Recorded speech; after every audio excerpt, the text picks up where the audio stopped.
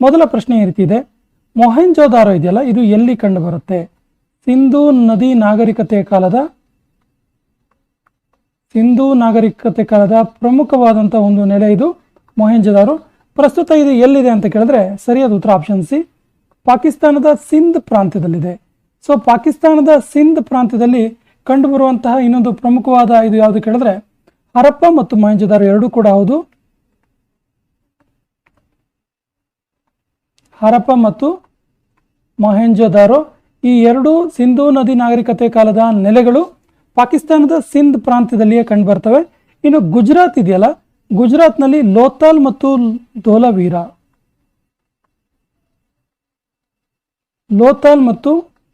ಧೋಲವೀರ ನೆಲೆಗಳು ಕಂಡು ಬರ್ತವೆ. ಇನ್ನು ಪಂಜಾಬ್ನಲ್ಲಿ ರೂಪರ್ ಎನ್ನುವಂತಹ ಸಿಂಧೂ ನದಿ ನಾಗರಿಕತೆ ಕಾಲದ ನೆಲೆ ಕಂಡು ಬರುತ್ತೆ. ಇನ್ನು ಅಫ್ಘಾನಿಸ್ತಾನದಲ್ಲಿ ಮುಂಡಿಗಕ್ ಮತ್ತು ಶಾಚುಗಮಿ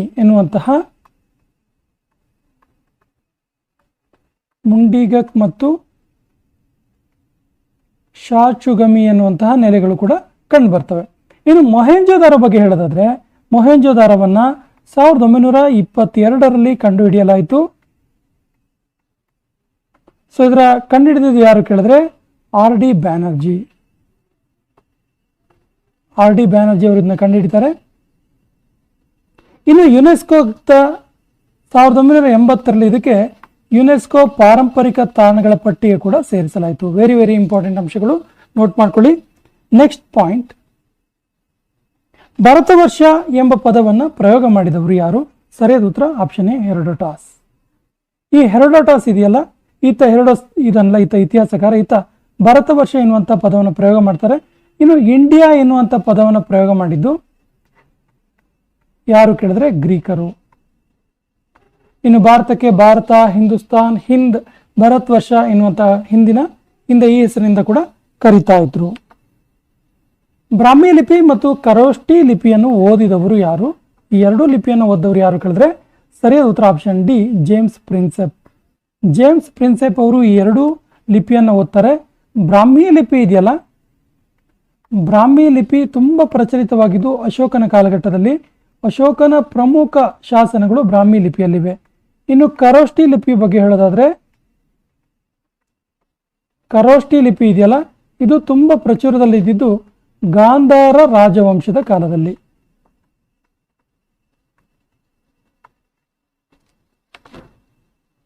ಋಗ್ವೇದ ಎಂಬುದು ಒಂದು ಯಾವ ರೀತಿಯ ಒಂದು ಸಂಗ್ರಹವಾಗಿದೆ ಅನ್ನೋದು ಪ್ರಶ್ನೆ. ಸರಿಯಾದ ಉತ್ತರ ಇದು ಮಂತ್ರಗಳ ಸಂಗ್ರಹ. ಇಂಗ್ಲಿಷಲ್ಲಿ ಹೈಮ್ ಅಂತ ಕರಿತೀವಿ.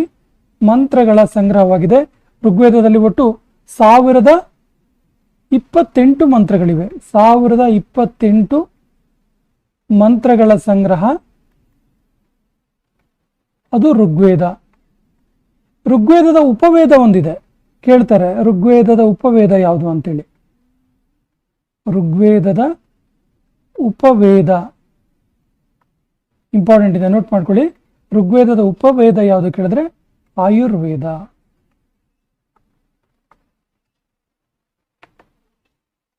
ಉಪನಿಷತ್ತುಗಳು ಎಂಬುದು ಯಾವುದರ ಒಂದು ಸಂಗ್ರಹವಾಗಿದೆ?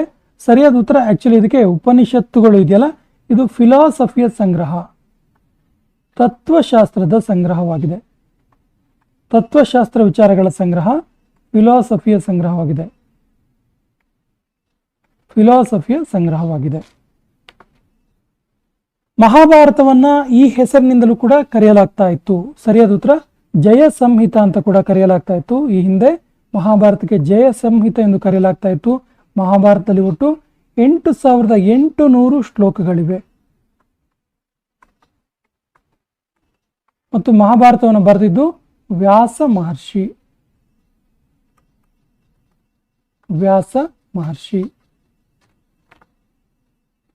ಈ ಕೆಳಗಿನ ಯಾವ ಬೌದ್ಧ ಗ್ರಂಥದಲ್ಲಿ ಮಠವಾಸಿಗಳ ಜೀವನದ ಕುರಿತಾಗಿ ಬರೆಯಲಾಗಿದೆ? ಸರಿಯಾದ ಉತ್ತರ ವಿನಯ ಪಿಟಕ. ವಿನಯ ಪಿಟಕದಲ್ಲಿ ಮಠವಾಸಿಗಳು ಅಥವಾ ಬೌದ್ಧ ಭಿಕ್ಷುಗಳಿರ್ತಾರಲ್ಲ, ಬೌದ್ಧ ಭಿಕ್ಷುಗಳ ಜೀವನದ ಕ್ರಮವನ್ನು ಕುರಿತಾಗಿ ಬರೆಯಲಾಗಿದೆ. ವಿನಯ ಪಿಟಕದ ಬಗ್ಗೆ ಹೇಳೋದಾದ್ರೆ ಇದು ಈ ಬೌದ್ಧ ಈ 4 ಪಿಟಕಗಳು ಬರ್ತಾವಲ್ಲ, ಸುತ್ತ ಪಿಟಕ, ವಿನಯ ಪಿಟಕ, ಅಭಿಧಮ್ಮ ಪಿಟಕ ಅಂತೇಳಿ, ಅದರಲ್ಲಿ ಅತ್ಯಂತ ಹಳೆಯದು ಮತ್ತು ಅತಿ ಚಿಕ್ಕದಿದು. ಸೊ ವಿನಯ ಪಿಟಕ ಯಾವುದ್ರ ಬಗ್ಗೆ ಮಾತಾಡುತ್ತೆ ಕೇಳಿದ್ರೆ ಭಿಕ್ಷುಗಳ ಮಠವಾಸಿಗಳ ಜೀವನದ ಕುರಿತು ಹೇಳುತ್ತೆ.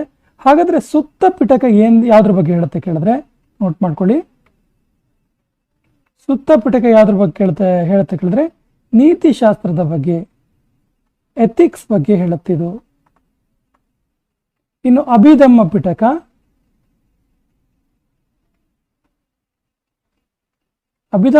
ಇದೆಯಲ್ಲ, ಇದು ಮನಃಶಾಸ್ತ್ರದ ಬಗ್ಗೆ, ಸೈಕಾಲಜಿ ಬಗ್ಗೆ ಹೇಳುತ್ತೆ. ಈ ಕೆಳಗಿನ ಯಾವುದು ಸರಿಯಾಗಿ ಹೊಂದಾಣಿಕೆ ಆಗಿಲ್ಲ ನೋಡಿ. ಹೆರೋಡೋಟಸ್ ಹಿಸ್ಟಾರಿಕ ಗ್ರಂಥವನ್ನು ಬರೀತಾನೆ, ಪ್ಲಿನಿ ನ್ಯಾಚುರಲ್ ಹಿಸ್ಟಾರಿಕವನ್ನು ಬರೀತಾನೆ, ಮೆಗಸ್ತನಿಸ್ ಇಂಡಿಕಾ ಗ್ರಂಥವನ್ನು ಬರೀತಾನೆ. ಬಟ್ ಟಾಲಮಿ ಇದೆಯನ್ನಲ್ಲ, ಈತ ಪೆರಿಪ್ಲಿಯಸ್ ಆಫ್ ಎರಿಥ್ರಿಯನ್ ಸಿ ಬರೆಯೋದಿಲ್ಲ. ಹಾಗಾದ್ರೆ ಪೆರಿಪ್ಲಸ್ ಆಫ್ ದಿ ಎರಿಥ್ರಿಯನ್ ಸಿ ಬರ್ದಿದ್ದು ಯಾರು ಕೇಳಿದ್ರೆ ವಿಲಿಯಂ ಸ್ಕೂಫ್ ಅಂತೇಳಿ. ವಿಲಿಯಂ ಸ್ಕೂಫ್ ಬರ್ತಿದ್ದೀವಿ ಯಾವುದನ್ನ, ಪೆರಿಪ್ಲಸ್ ಆಫ್ ದಿ ಎರಿಥ್ರಿಯನ್ ಸಿ. ಹಾಗಾಗಿ ಇದು ತಪ್ಪಾಗಿದೆ. ಈ ಕೆಳಗಿನ ಯಾವುದನ್ನ ಲೋಕಾಯತ ದರ್ಶನ ಅಂತ ಕರೀತಾರೆ? ಸರಿಯಾದ ಉತ್ತರ ಚಾರ್ವಾಕವನ್ನ ಲೋಕಾಯತ ದರ್ಶನ ಅಂತೇಳಿ ಕರೀತಾರೆ. ಚಾರ್ವಾಕವನ್ನ ಇದೊಂದು ಫಿಲಾಸಾಫಿಕಲ್ ಇಂಡಿಯನ್ ಸ್ಕೂಲ್ ಆಗಿತ್ತು ಲೋಕಾಯತ ದರ್ಶನ ಅನ್ನುವಂಥದ್ದು. ಈ ಕೆಳಗಿನ ಯಾರು ಪ್ರಾಚೀನ ಭಾರತದ ವೈದ್ಯ ಚಿಕಿತ್ಸೆಗೆ ಸಂಬಂಧಿಸಿಲ್ಲ? ಸರಿಯಾದ ಉತ್ತರ ಆಪ್ಷನ್ ಬಿ ಭಾಸ್ಕರಾಚಾರ್ಯರು ಇದಾರಲ್ಲ, ಇವರು ವೈದ್ಯಕ್ಕೆ ಚಿಕಿತ್ಸೆಗೆ ವೈದ್ಯ ಒಂದು ಲೋಕಕ್ಕೆ ಸಂಬಂಧಿಸಿಲ್ಲ. ಇವರೊಬ್ಬ ಗಣಿತಜ್ಞ, ಶ್ರೇಷ್ಠ ಗಣಿತಜ್ಞ ಆಗಿದ್ರು. ಇನ್ನು ಧನ್ವಂತರಿ ಇರ್ಬೋದು, ಚರಕ ಮತ್ತು ಸುಶ್ರುತ ಇವರು ಪ್ರಾಚೀನ ಭಾರತದ ವೈದ್ಯ ಚಿಕಿತ್ಸೆಗೆ ಸಂಬಂಧಿಸಿದ್ರು. ಅದರಲ್ಲೂ ಕೂಡ ಧನ್ವಂತರಿ ಅವರನ್ನ ಹಿಂದೂ ಗಾಡ್ ಆಫ್ ಮೆಡಿಸಿನ್ ಅಂತ ಕರೀತಾರೆ. ಹಿಂದೂ ಗಾಡ್ ಆಫ್ ಮೆಡಿಸಿನ್ ಅಂತೇಳಿ ಕರೀತಾರೆ. ಈ ಕೆಳಗಿನ ಯಾವ ಗುಪ್ತ ದೊರೆಯು ಹೂಣರ ದಾಳಿಗೆ ಒಳಗಾದನು? ಸರಿಯಾದ ಉತ್ತರ 1ನೇ Kumaragupta. Option D is the right answer. ಈತ ಮೊಟ್ಟ ಮೊದಲಿಗೆ, ಅಂದ್ರೆ ಹೂಣರ ದಾಳಿಗೆ ತುಂಬಾ ಜನ ಒಳಗಾಗ್ತಾರೆ, ಬಟ್ ಭಾರತದಲ್ಲಿ ಮೊದಲಿಗೆ ಹೂಣರ ದಾಳಿಗೆ ಒಳಗಾದವರು ಯಾರು ಕೇಳಿದ್ರೆ 1ನೇ ಕುಮಾರಗುಪ್ತ. ಗುಪ್ತರ ಕೊನೆಯ ದೊರೆಯ ಹೆಸರೇನು? ಸರಿಯಾದ ಉತ್ತರ Vishnugupta. Option D is the right answer. ಗುಪ್ತರ ಕೊನೆಯ ದೊರೆ ವಿಷ್ಣುಗುಪ್ತ. ಇನ್ನು ಗುಪ್ತರ ಮೊದಲ ದೊರೆ ಯಾರು ಕೇಳಿದ್ರೆ ಶ್ರೀಗುಪ್ತ. ಇನ್ನು ಬಿಂಬಿಸಾರ ಈತ ಹರ್ಯಂಕ ವಂಶದ ಸ್ಥಾಪಕ. ಈ ಕೆಳಗಿನ ಯಾರಿಗೆ ಪೃಥ್ವಿಯ ಪ್ರಥಮ ವೀರ ಎಂಬ ಬಿರುದಿತ್ತು? ಪೃಥ್ವಿಯ ಪ್ರಥಮ ವೀರ ಎನ್ನುವಂಥ ಬಿರುದು ಯಾರಿಗಿತ್ತು? ಸರಿಯಾದ ಉತ್ತರ ಸಮುದ್ರಗುಪ್ತನಿಗಿತ್ತು. ಸಮುದ್ರಗುಪ್ತನಿಗೆ ಪೃಥ್ವಿಯ ಪ್ರಥಮ ವೀರ ಎನ್ನುವಂಥ ಬಿರುದಿತ್ತು. ಅದರ ಜೊತೆಗೆ ಈತನಿಗೆ ಕವಿರಾಜ ಎನ್ನುವಂಥ ಬಿರುದು ಕೂಡ ಇತ್ತು. ಹಾಗೇನೆ ಈತನಿಗೆ ಭಾರತದ ನೆಪೋಲಿಯನ್, ಇಂಪಾರ್ಟೆಂಟ್ ಇದೆ, ನೋಟ್ ಮಾಡ್ಕೊಳ್ಳಿ, ತುಂಬಾ ಸರಿ ಕೇಳಿದ್ದಾರೆ. ಭಾರತದ ನೆಪೋಲಿಯನ್ ಎನ್ನುವಂಥ ಬಿರುದು ಕೂಡ ಇತ್ತು. ಯಾರಿಗೆ ಭಾರತದ ನೆಪೋಲಿಯನ್ ಅನ್ನುವಂಥ ಬಿರುದು ಇತ್ತು ಕೇಳಿದ್ರೆ ಸಮುದ್ರಗುಪ್ತ ನೆನಪಿರ್ಲಿ. 2ನೇ ಚಂದ್ರಗುಪ್ತನು ಈ ಕೆಳಗಿನ ಯಾವ ಸ್ಥಳವನ್ನ ರಾಜಧಾನಿಯನ್ನಾಗಿಟ್ಟುಕೊಂಡು ಆಳ್ವಿಕೆ ನಡೆಸಿದ್ದನು? ಸರಿಯಾದ ಉತ್ತರ Ujjayini. Option A is the right answer. Bharat ಮತ್ತು ಗ್ರೀಕ್ ಕಲಾಶೈಲಿಯು ಸೇರಿರುವ ಶೈಲಿಯ ಹೆಸರೇನು? ಸರಿಯಾದ ಉತ್ತರ ಆಪ್ಷನ್ ಸಿ ಗಾಂಧಾರ ಶೈಲಿ. ಗಾಂಧಾರ ಶೈಲಿ ವಿಶೇಷವಾಗಿ ಇರುವಂಥ ಶೈಲಿ ಇದು. ಇದು ಸ್ಟೈಲ್ ಆಫ್ ಬುದ್ಧಿಸ್ಟ್ ವಿಜುವಲ್, ಅಂದ್ರೆ ಬೌದ್ಧನ ಮೂರ್ತಿಗಳ ಕೆತ್ತನೆಯಲ್ಲಿ ವಿಶಿಷ್ಟವಾಗಿ ಗಾಂಧಾರ ಶೈಲಿಯನ್ನು ಬಳಸಿಕೊಳ್ಳಲಾಯಿತು. ಈ ಕೆಳಗಿನ ಯಾವುದು ಪ್ರಾರಂಭಿಕ ರಾಜವಂಶವಾಗಿದೆ? ಸರಿಯಾದ ಉತ್ತರ ಶಾತವಾಹನರು. ಶಾತವಾಹನವರು 3ನೇ ಶತಮಾನದಲ್ಲಿ ಆಳದಂಥ ಒಂದು ರಾಜವಂಶ, 3ನೇ ಶತಮಾನದಲ್ಲಿ. ಹಾಗಾಗಿ ಇವರು ಪ್ರಾರಂಭಿಕ ರಾಜವಂಶ ಅಂತಲ್ಲಿ ಕನ್ಸಿಡರ್ ಆಗ್ತಾರೆ. ಅಶ್ವಘೋಷನು ಈ ಕೆಳಗಿನ ಯಾವ ದೊರೆಯ ಸಮಕಾಲೀನನಾಗಿದ್ದನು? ಸರಿಯಾದ ಉತ್ತರ ಕನಿಷ್ಕನ ಸಮಕಾಲೀನ ಅಶ್ವಘೋಷ. ಸಾಂಚಿಯ ಸ್ತೂಪವನ್ನು ನಿರ್ಮಾಣ ಮಾಡಿದವರು ಯಾರು? ಸರಿಯಾದ ಉತ್ತರ ಅಶೋಕ. ಅಶೋಕ ಸಾಂಚಿಯ ಸ್ತೂಪವನ್ನು 3ನೇ ಶತಮಾನದಲ್ಲಿ ನಿರ್ಮಿಸ್ತಾನೆ. ಇನ್ನು ಈ ಸಾಂಚಿಯ ಸ್ತೂಪ ಎಲ್ಲಿದೆ ಕೇಳಿದ್ರೆ ಪ್ರಸ್ತುತ ಮಧ್ಯಪ್ರದೇಶದಲ್ಲಿದೆ.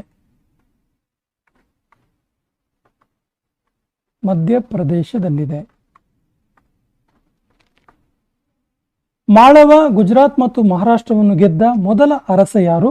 ಸರಿಯಾದ ಉತ್ತರ Chandragupta Maurya. Option D is the right answer. ಈತ ಮೌರ್ಯ ವಂಶದ ಸ್ಥಾಪಕ ಕೂಡ ಹೌದು. ಮೌರ್ಯ ವಂಶದ ಸ್ಥಾಪಕ ಕೂಡ ಹೌದು. ವಲ್ಲಭಿ ಯೂನಿವರ್ಸಿಟಿ ಎಲ್ಲಿತ್ತು? ವಲ್ಲಭಿ ಯೂನಿವರ್ಸಿಟಿ ಪ್ರಸ್ತುತ ಯಾವ ರಾಜ್ಯದಲ್ಲಿ ಇತ್ತು ಅಂತೇಳಿ ಕೇಳಿದ್ದಾರೆ. ಸರಿಯಾದ ಉತ್ತರ ಗುಜರಾತ್ ರಾಜ್ಯದಲ್ಲಿತ್ತು. Very very important question, note ಮಾಡ್ಕೊಳ್ಳಿ. ಗುಜರಾತ್ ರಾಜ್ಯದಲ್ಲಿ ವಲ್ಲಭಿ ಇತ್ತು. ಪ್ರಾಚೀನ ಭಾರತದ ಇತಿಹಾಸದಲ್ಲಿ ಪ್ರಮುಖವಾಗಿ 4 ವಿಶ್ವವಿದ್ಯಾಲಯಗಳನ್ನು ನಾವು ನೋಡ್ತೀವಿ. ಒಂದು ನಳಂದ ಯೂನಿವರ್ಸಿಟಿ, ಇನ್ನೊಂದು ವಿಕ್ರಮಶಿಲಾ ಯೂನಿವರ್ಸಿಟಿ, ಇನ್ನೊಂದು ತಕ್ಷಶಿಲಾ ಮತ್ತು 4ನೇದು ವಲ್ಲಭಿ ಯೂನಿವರ್ಸಿಟಿ. ಸೊ ವಲ್ಲಭಿ ಯೂನಿವರ್ಸಿಟಿಯಲ್ಲಿತ್ತು, ಗುಜರಾತ್ನಲ್ಲಿತ್ತು. ಹಾಗಾದರೆ ನಳಂದ ಎಲ್ಲಿತ್ತು? ತುಂಬ ಸರಿ ಕೇಳಿದ್ದಾರೆ, ನೋಟ್ ಮಾಡ್ಕೊಳ್ಳಿ. ನಳಂದ ಇವತ್ತಿನ ಬಿಹಾರ ರಾಜ್ಯದಲ್ಲಿತ್ತು. ವಿಕ್ರಮಶಿಲಾ ಎಲ್ಲಿತ್ತು? ಇದು ಕೂಡ ಇವತ್ತಿನ ಬಿಹಾರ ರಾಜ್ಯದಲ್ಲಿತ್ತು. ತಕ್ಷಶಿಲಾ ಎಲ್ಲಿತ್ತು ಕೇಳಿದ್ರೆ ಇದು ಪ್ರಸ್ತುತ ಈಗಿನ ಪಾಕಿಸ್ತಾನದಲ್ಲಿತ್ತು. ಎಲ್ಲವೂ ಕೂಡ ಇಂಪಾರ್ಟೆಂಟ್ ಇದೆ, ನೋಟ್ ಮಾಡ್ಕೊಳ್ಳಿ. ಭಾರತದಲ್ಲಿ ಪ್ರಕಟವಾದ ಕೊನೆಯ ಬೌದ್ಧ ಗ್ರಂಥ ಯಾವುದು? ಸರಿಯಾದ ಉತ್ತರ ಆಪ್ಷನ್ ಡಿ, ವಂಶ ತಪಕಾಸಿನಿ ಇದೆಯಲ್ಲ, ಇದು ಭಾರತದಲ್ಲಿ ಪ್ರಕಟವಾದ ಕೊನೆಯ ಬೌದ್ಧ ಗ್ರಂಥವಾಗಿದೆ. ಗೌತಮ ಬುದ್ಧನು ಯಾರ ಕಾಲಾವಧಿಯಲ್ಲಿ ಕೌಶಂಬಿಗೆ ಭೇಟಿ ನೀಡಿರ್ತಾನೆ? ಸರಿಯಾದ ಉತ್ತರ ಗೌತಮ ಬುದ್ಧ ಇದನ್ನಲ್ಲ, ಈತ ಉದಯನ್ ಎನ್ನುವಂತಹ ದೊರೆಯ ಕಾಲಘಟ್ಟದಲ್ಲಿ ಕೌಶಂಬಿಗೆ ಭೇಟಿಯನ್ನು ನೀಡಿದ್ದನು. ಗೌತಮ ಬುದ್ಧನಿಗೆ ಸಂಬಂಧಿಸಿದ ಈ ಕೆಳಗಿನ ಸ್ಥಳದಲ್ಲಿ ಮಹಾಬೋಧಿ ದೇವಾಲಯವನ್ನು ನಿರ್ಮಿಸಲಾಗಿದೆ. ಸರಿಯಾದ ಉತ್ತರ ಗೌತಮ ಬುದ್ಧನಿಗೆ ಜ್ಞಾನೋದಯವಾದ ಸ್ಥಳದಲ್ಲಿ. ಪ್ಲೇಸ್ ಎಲ್ಲಿ ಕೇಳಿದ್ರೆ ಗೌತಮ ಬುದ್ಧನಿಗೆ ಜ್ಞಾನೋದಯವಾದಂತಹ ಬುದ್ಧಗಯ ಎಂಬಲ್ಲಿ ಮಹಾಬೋಧಿ ದೇವಾಲಯವನ್ನು ನಿರ್ಮಿಸಲಾಗಿದೆ. ಮಹಾಪರಿನಿರ್ವಾಣ ದೇವಾಲಯ ಎಲ್ಲಿದೆ? ಸರಿಯಾದ ಉತ್ತರ ಇದು ಕುಶಿನಗರದಲ್ಲಿ ಇರುವಂಥದ್ದು. Option A is the right answer. ಕುಶಿನಗರದಲ್ಲಿ ಇದನ್ನ ಗೌತಮ ಬುದ್ಧ ಮರಣ ಹೊಂದಿದ ಸ್ಥಳ ಅಂತೇಳಿ ನಂಬಲಾಗಿದೆ. ಹಾಗಾಗಿ ಇಲ್ಲಿ ಮಹಾಪರಿನಿರ್ವಾಣ ದೇವಾಲಯವನ್ನು ನಿರ್ಮಿಸಲಾಗಿದೆ. ಮೊದಲ ಜೈನ ಪರಿಷತ್ ಈ ಕೆಳಗಿನ ಯಾವ ಸ್ಥಳದಲ್ಲಿ ಆಯೋಜಿಸಲಾಗಿತ್ತು? ಸರಿಯಾದ ಉತ್ತರ ಇದನ್ನ ಪಟಲಿಪುತ್ರದಲ್ಲಿ ಆಯೋಜಿಸಲಾಗಿತ್ತು. ಆಗ ರಾಜ ಯಾರಾಗಿದ್ರು ಕೇಳಿದ್ರೆ ಚಂದ್ರಗುಪ್ತ ಮೌರ್ಯ ದೊರೆಯಾಗಿರ್ತಾರೆ. ಆ ಸಂದರ್ಭದಲ್ಲಿ ಸಮಯ ಯಾವುದು ಕೇಳಿದ್ರೆ ಕ್ರಿಸ್ತಪೂರ್ವ 300 BC, ಕ್ರಿಸ್ತಪೂರ್ವ 300ರಲ್ಲಿ. ಸೊ ಮೊದಲ ಜೈನ ಪರಿಷತ್ ಪಾಟಲಿಪುತ್ರದಲ್ಲಿ ಏನಾಗುತ್ತಲ್ಲ, ಇದರ ಅಧ್ಯಕ್ಷತೆ ವಹಿಸಿದವರು ಯಾರು ಅಂತೇಳಿ ಇಂಪಾರ್ಟೆಂಟ್ ಇದೆ, ನೋಟ್ ಮಾಡ್ಕೊಳ್ಳಿ. ಸ್ಥೂಲಭದ್ರ, ಜೈನ ಮುನಿ ಸ್ಥೂಲಭದ್ರ ಇದರ ಅಧ್ಯಕ್ಷತೆ ವಹಿಸಿರ್ತಾರೆ.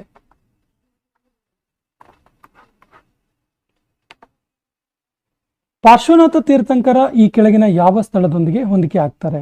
ಸರಿಯಾದ ಉತ್ತರ Varanasi. Option is the right answer.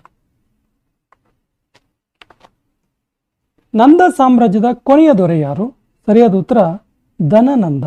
Option B is the right answer, Dhanananda. Magadha ಸಾಮ್ರಾಜ್ಯದ ಈ ಕೆಳಗಿನ ಯಾವುದನ್ನು ಅಪರ ಪರಶುರಾಮ ಎಂಬ ಬಿರುದನ್ನು ಹೊಂದಿದ್ದ? ಸರಿಯಾದ ಉತ್ತರ ಮಹಾಪದ್ಮನಂದನಿಗೆ ಅಪರ ಪರಶುರಾಮ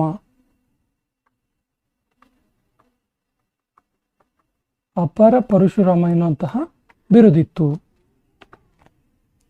ಕ್ರಿಸ್ತ ಪೂರ್ವ 323ರಲ್ಲಿ ಅಲೆಕ್ಸಾಂಡರ್ ನಿಧನ ಹೊಂದಿದ ಸ್ಥಳ ಯಾವುದು? ಸರಿಯಾದ ಉತ್ತರ Babylon. Option B is the right answer, Babylon. ಈ ಸೆಷನ್ ಕೊನೆಯ ಪ್ರಶ್ನೆ ಈ ರೀತಿ ಇದೆ, ಈ ಕೆಳಗಿನ ಯಾರು ಬುದ್ಧ ಚರಿತವನ್ನು ಬರೆದರು? ಆಪ್ಷನ್ಸ್ ಈ ರೀತಿ ಇದೆ, ಅಶ್ವಘೋಷ, ನಾಗಸೇನ, ನಾಗಾರ್ಜುನ, ವಸುಮಿತ್ರ. ಸರಿಯಾದ ಉತ್ತರವನ್ನು ಕಮೆಂಟ್ ಬಾಕ್ಸಲ್ಲಿ ಕಮೆಂಟ್ ಮಾಡಿ. ಹಿಡಾಸ್ಪಿಸ್ ಕದನ, ದ ವಾರ್ ಆಫ್ ಹಿಡಾಸ್ಪಿಸ್ ಅಂತ ಕರಿತೀವಲ್ಲ, ಇದು ಯಾವಾಗ ನಡೀತು? ಸರಿಯಾದ ಉತ್ತರ ಕ್ರಿಸ್ತ ಪೂರ್ವ 326ರಲ್ಲಿ ನಡೆಯುತ್ತೆ ಹಿಡಾಸ್ಪಿಸ್ ಕದನ. ಇತಿಹಾಸದಲ್ಲಿ one of the important war ಇದು, ಯಾಕಂದರೆ ಈ ಹಿಡಾಸ್ಪಿಸ್ ಕದನ ಇದೆಯಲ್ಲ, ಇದು ಅಲೆಕ್ಸಾಂಡರ್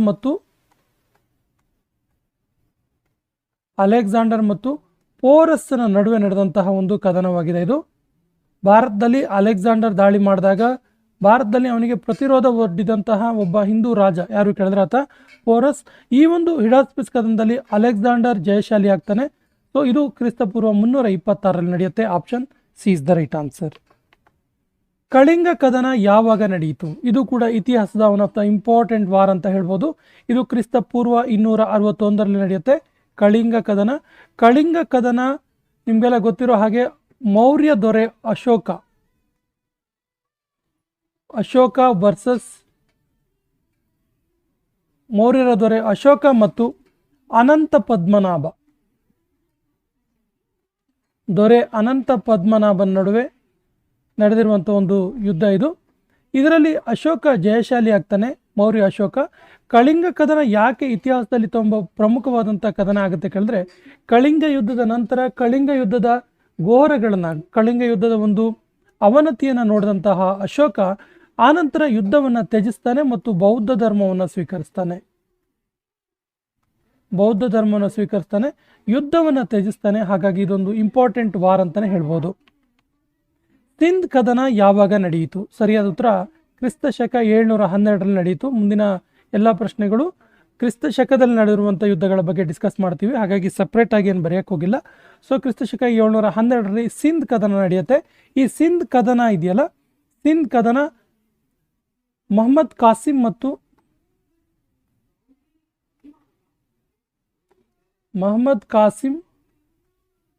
ಮತ್ತು ರಾಜ ದಹೀರ್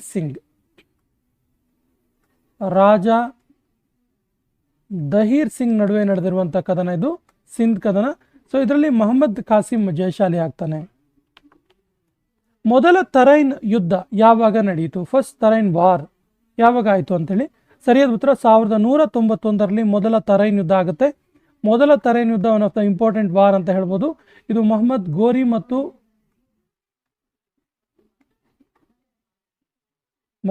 ಗೋರಿ ಮತ್ತು ಪೃಥ್ವಿರಾಜ್ ಚೌಹಾಣ್ ನಡುವೆ ನಡೆಯುವಂಥ ಒಂದು ಯುದ್ಧ ಇದು. ಪೃಥ್ವಿರಾಜ್ ಚೌಹಾಣ್ ನಡುವೆ ನಡೆಯುವಂಥ ಯುದ್ಧ.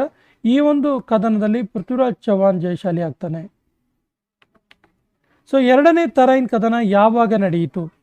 ಸರಿಯಾದ ಉತ್ತರ ಇದು 1192ರಲ್ಲಿ ನಡೆಯುತ್ತೆ ಎರಡನೇ ತರೈನ್ ಯುದ್ಧ. ಇದು ಕೂಡ ಮೊಹಮ್ಮದ್ ಗೋರಿ ಮತ್ತು ಪೃಥ್ವಿರಾಜ್ ಚೌಹಾಣ್ ನಡುವೆ ನಡೆಯುವಂಥ ಕದನ. ಇಲ್ಲಿ ಇತಿಹಾಸ ಒಂದು ಪಾಠವನ್ನು ಕಲಿಸುತ್ತೆ. ಏನು ಕೇಳಿದ್ರೆ, ಮೊದಲ ತರೈನ್ ಯುದ್ಧದಲ್ಲಿ ಜಯಶಾಲಿಯಾದ ಪೃಥ್ವಿರಾಜ್ ಚೌಹಾಣ್ ಗೋರಿಯನ್ನು ಹಾಗೆ ಬಿಟ್ಟು ಕಳಿಸಿರ್ತಾನೆ, ಆತನನ್ನು ಕ್ಷಮಿಸಿ ಕಳಿಸಿರ್ತಾನೆ. ಬಟ್ ಎರಡನೇ ತರೈನ್ ಯುದ್ಧದಲ್ಲಿ ಮೊಹಮ್ಮದ್ ಗೋರಿ ಪೃಥ್ವಿರಾಜ್ ಚೌಹಾಣವನ್ನು ಸೋಲಿಸ್ತಾನೆ. ಮೂರನೇ ತರೈನ್ ಕದನ ಯಾವಾಗ ನಡೆಯಿತು? ಸರಿಯಾದ ಉತ್ತರ 1215ರಲ್ಲಿ ನಡೆಯುತ್ತೆ ಮೂರನೇ ತರೈನ್ ಯುದ್ಧ. ಇದು ಇಲ್ತಮಶ್ ಮತ್ತು ಕೇಳ್ತಾರೆ ಮೂರನೇ ತರೈನ್ ಯುದ್ಧ ಯಾರ ನಡುವೆ ನಡೆಯಿತು ಅಂತೇಳಿ. ಇಲ್ತಮಶ್ ಮತ್ತು ಕುಬಾಚಾ ನಡುವೆ ನಡೆಯಿತು. ಇದರಲ್ಲಿ ಇಲ್ತಮಶ್ ಜಯಶಾಲಿ ಆಗ್ತಾನೆ.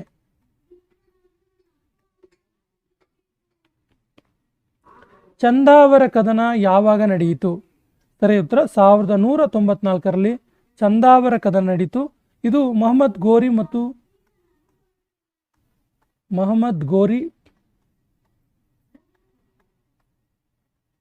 ವರ್ಸಸ್ ಕನೌಜ್ನ ದೊರೆ ಜಯಚಂದ.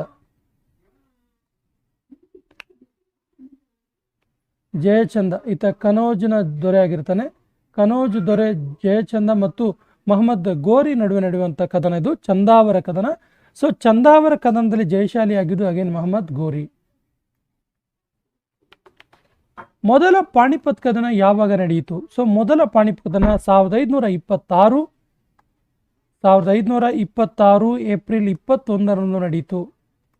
ಏಪ್ರಿಲ್ 21 ನೋಡಿ, ಇದು ಕೂಡ ಇತಿಹಾಸದ ಪ್ರಮುಖವಾದ ಒಂದು ಕದನವಾಗಿದೆ, ಮೊದಲ ಪಾಣಿಪತ್ ಕದನ. ಸೊ ಮೊದಲ ಪಾಣಿಪತ್ ಕದನ ಬಾಬರ್ ಮತ್ತು ಇಬ್ರಾಹಿಂ ಲೋಧಿ ನಡುವೆ ನಡೆಯುತ್ತೆ.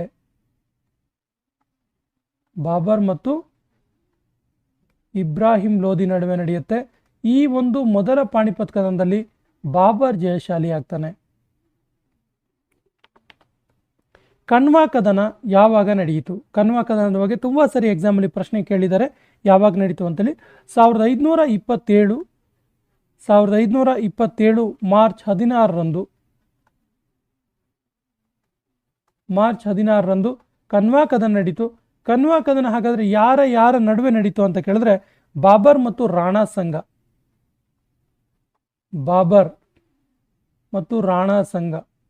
ನೋಡಿ, ಈ ರಾಣ ಸಂಘ ಯಾವ ರಾಜ್ಯದ ದೊರೆಯಾಗಿದೆ ಅಂತ ಕೇಳಬಹುದು. ಮೇವಾರ. ಮೇವಾರದ ರಾಣ ಸಂಘ ನಡುವೆ ಈ ಒಂದು ಕನ್ವಾ ಕದನ ನಡೆಯುತ್ತೆ. ಸೊ ಕನ್ವಾ ಕದನದಲ್ಲಿ ಜಯಶಾಲಿ ಆಗಿದ್ದು ಬಾಬರ್. ಬಾಬರ್ ಜಯಶಾಲಿ ಆಗ್ತಾನೆ. ಘಾರ್ಗಾ ಕದನ ಯಾವಾಗ ನಡೆಯಿತು? ಸೊ ಘಾರ್ಗಾ ಕದನ 1529 ಮೇ 6ರಂದು ನಡೆಯಿತು. ಮೇ 6ರಂದು ಈ ಘಾರ್ಗಾ ಕದನ ನಡೀತು. ಹಾಗಾದರೆ ಘಾರ್ಗಾ ಕದನ ಯಾರ ನಡುವೆ ನಡೀತು ಕೇಳಿದ್ರೆ ಬಾಬರ್ ಮತ್ತು ಮೊಹಮ್ಮದ್ ಲೋಧಿ. ಬಾಬರ್ ಅಂಡ್ ಮೊಹಮ್ಮದ್ ಲೋಧಿ ನಡುವೆ ನಡೆಯಿತು. ಈ ಮೊಹಮ್ಮದ್ ಲೋಧಿ ಯಾವ ರಾಜ್ಯದ ಅರಸ ಆಗಿದೆ ಕೇಳಿದ್ರೆ ಮೊಹಮ್ಮದ್ ಲೋಧಿ ಆಫ್ಘನ್ ದೊರೆಯಾಗಿದ್ದ. ಇದರಲ್ಲಿ ಕೂಡ ಬಾಬರ್ ಜಯಶಾಲಿ ಆಗ್ತಾನೆ.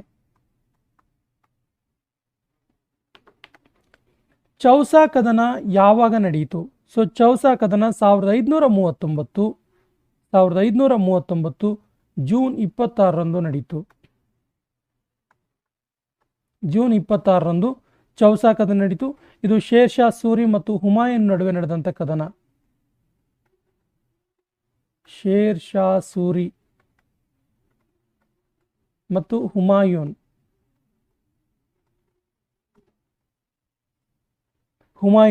ಇವರ ನಡುವೆ ನಡೆದಂಥ ಕದನ. ಇದರಲ್ಲಿ ಶೇರ್ ಶಾ ಸೂರಿ ಜಯಶಾಲಿ ಆಗ್ತಾನೆ.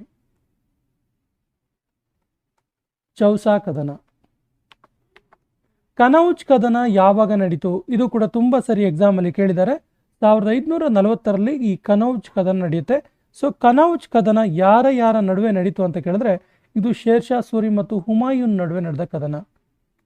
ಶೇರ್ ಶಾ ಸೂರಿ ಹಾಗೆ ಹುಮಾಯೂನ್.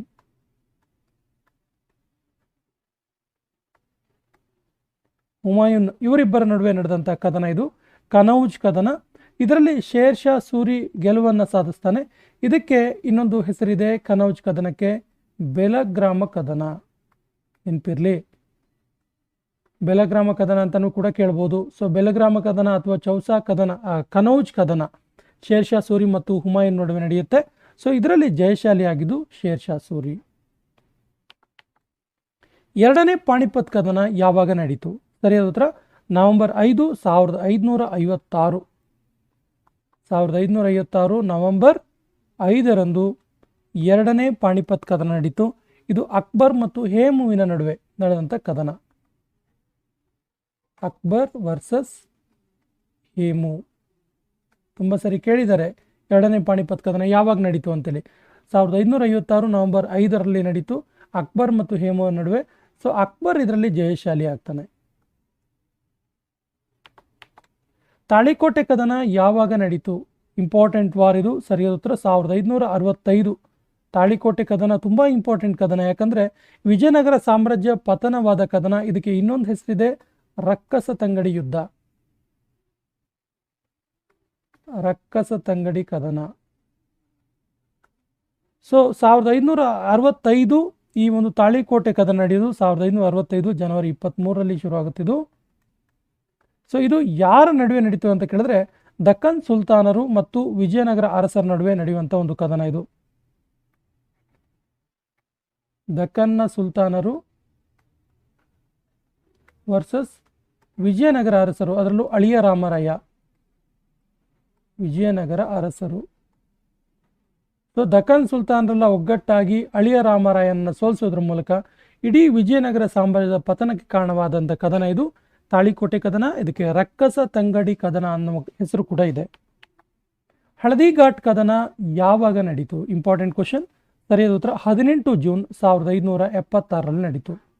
1576 18 ಜೂನಲ್ಲಿ ಹಳದಿ ಘಾಟ್ ಕದನ ನಡೀತು. ಸೊ ಈ ಹಳದಿ ಘಾಟ್ ಕದನ ಅಕ್ಬರ್ ಮತ್ತು ರಾಣಾ ಪ್ರತಾಪ್ ನಡುವೆ ನಡೆದಿರುವಂಥ ಕದನ. ಅಕ್ಬರ್ ವರ್ಸಸ್ ರಾಣಾ ಪ್ರತಾಪ್. ರಾಣಾ ಪ್ರತಾಪ ನಡುವೆ ನಡೆದಂಥ ಕದನ ಇದು ಹಳದಿ ಘಾಟ್ ಕದನ. ಹಳದಿ ಘಾಟ್ ಕದನದಲ್ಲಿ ಕೂಡ ಅಕ್ಬರ್ ಜಯಶಾಲಿ ಆಗ್ತಾನೆ.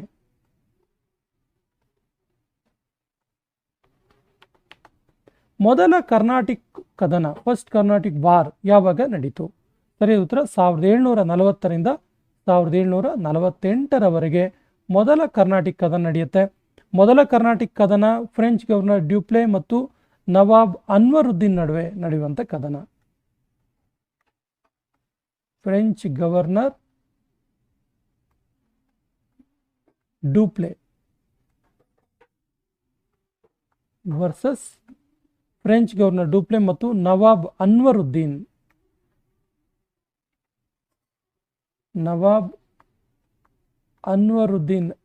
ನಡುವೆ ನಡೆದಂಥ ಕದನ. ಇದು ಮೊದಲ ಕರ್ನಾಟಿಕ್ ಕದನ. ಇದರಲ್ಲಿ ಫ್ರೆಂಚ್ ಗವರ್ನರ್ ಡ್ಯೂಪ್ಲೆ ಜಯಶಾಲಿ ಆಗ್ತಾನೆ. ಎರಡನೇ ಕರ್ನಾಟಿಕ್ ಯುದ್ಧ ಯಾವಾಗ ನಡೀತು?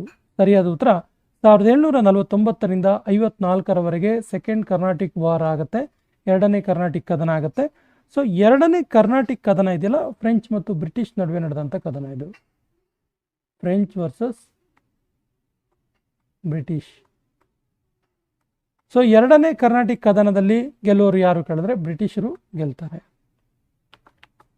ಇನ್ನು ಮೂರನೇ ಕರ್ನಾಟಿಕ್ ಕದನ, ಮೂರನೇ ಕರ್ನಾಟಿಕ್ ಯುದ್ಧ ಯಾವಾಗಾಯಿತು? ಸರಿಯಾದ ಉತ್ತರ 1756ರಿಂದ 63ರವರೆಗೆ ಮೂರನೇ ಕರ್ನಾಟಿಕ್ ಕದನ ಆಗುತ್ತೆ. ಮೂರನೇ ಕರ್ನಾಟಿಕ್ ಕದನ ಕೂಡ ಬ್ರಿಟಿಷ್ ಮತ್ತು ಫ್ರೆಂಚ್ ನಡುವೆ ನಡೆಯುವಂಥ ಕದನ.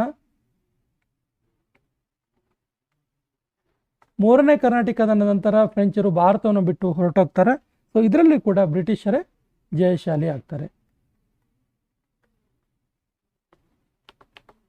ಪ್ಲಾಸಿ ಕದನ ಯಾವಾಗ ನಡೀತು? Very very important question. ಇದು ಕೂಡ ಸರಿಯಾದ ಉತ್ತರ 1757.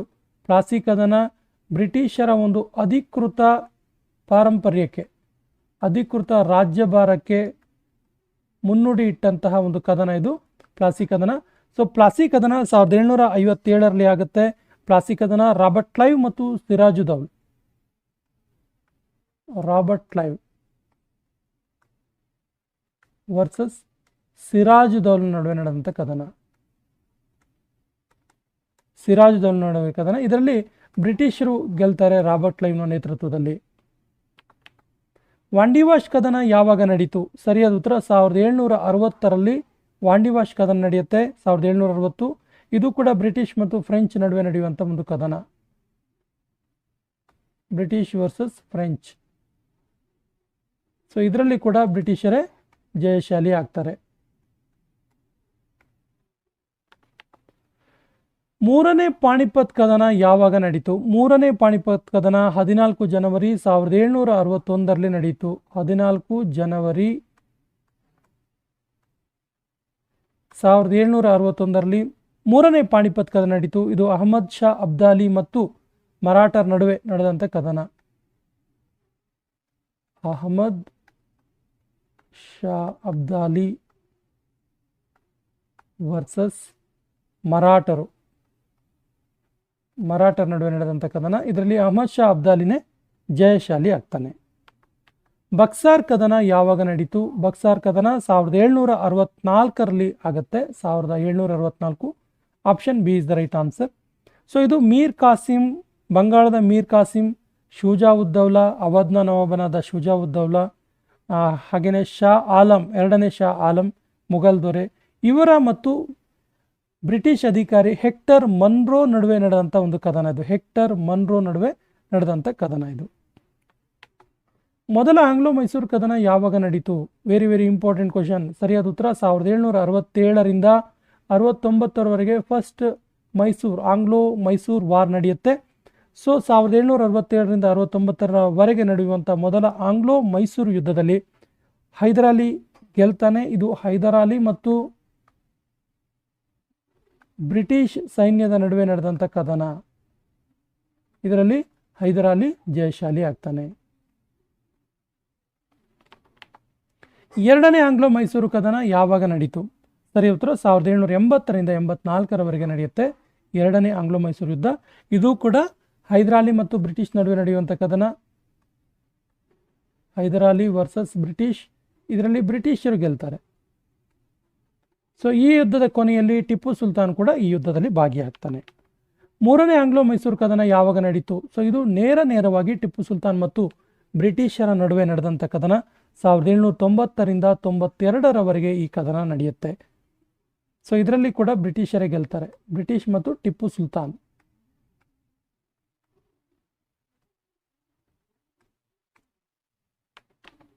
4ನೇ ಆಂಗ್ಲೋ ಮೈಸೂರು ಕದನ ಯಾವಾಗ ನಡೆಯಿತು? ಸೊ ಟಿಪ್ಪುವಿನ ಒಂದು ರಾಜ್ಯಭಾರ ಅವನತಿ ಹೊಂದಿದಂಥ ಕದನ ಇದು. ಸೊ ಇದು 1799ರಲ್ಲಿ ನಡೆಯುತ್ತೆ. ಇದರಲ್ಲಿ ಟಿಪ್ಪು ಸುಲ್ತಾನ್ನ ಬ್ರಿಟಿಷರು ಸೋಲಿಸ್ತಾರೆ ಮತ್ತು ಆ ಮೂಲಕವಾಗಿ ಟಿಪ್ಪು ಸುಲ್ತಾನ್ನ ಒಂದು ರಾಜ್ಯಾಡಳಿತ ಅಂತ್ಯವಾಗುತ್ತೆ. ಚಿಲಿಯನ್ ಕದನ ಯಾವಾಗ ನಡೆಯಿತು? ಚಿಲಿಯನ್ ವಾರ್. ಸರಿಯಾದ ಉತ್ತರ ಇದು 1849ರಲ್ಲಿ ನಡೆಯುವಂಥ ಒಂದು ಯುದ್ಧ ಇದು ಚಿಲಿಯನ್ ಕದನ. ಇದು ಈಸ್ಟ್ ಇಂಡಿಯಾ ಕಂಪನಿ ಮತ್ತು ಸಿಖ್ ನಡುವೆ ನಡೆಯುವಂಥ ಕದನ. East India company versus Sikh ನಡೆಯುವಂಥ ಕದನ. ಇದರಲ್ಲಿ ಈಸ್ಟ್ ಇಂಡಿಯಾ ಕಂಪನಿ ಜಯಶಾಲಿ ಆಗುತ್ತೆ. ಭಾರತ ಚೀನಾ ಗಡಿ ಕದನ. ಭಾರತ ಮತ್ತು ಚೀನಾ ನಡುವೆ ನಡೆಯುವಂಥ ಗಡಿಯ ನಡುವಿನ ಕದನ ಯಾವಾಗ ಆಯಿತು? ಸರಿಯಾದ ಉತ್ತರ 1962. Option D is the right answer. Bharat Pakistan ಕದನ ಯಾವಾಗ ನಡೀತು? ಭಾರತ ಪಾಕಿಸ್ತಾನ ನಡುವೆ ಮೊದಲ ಕದನ ಯಾವಾಗ ನಡೀತು ಕೇಳಿದ್ರೆ 1965ರಲ್ಲಿ ನಡೀತು. ಇದರಲ್ಲಿ ಭಾರತ ಜಯಶಾಲಿ ಆಗುತ್ತೆ.